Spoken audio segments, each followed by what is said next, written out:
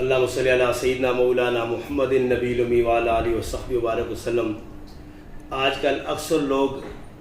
اپنے بچیوں کے رشتوں کے بارے میں پریشان رہتے ہیں، والدین اپنی اولاد کے رشتوں کے بارے میں پریشان رہتے ہیں، اچھے رشتے نہیں آ رہے ہوتے، تو ان کے لیے بہترین عمل یہ ہے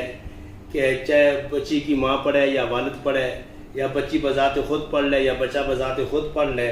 عصر کی نماز کے بعد یا فتاح و یا 100 دفعہ 21 دن تک روزانہ پڑھنا ہے۔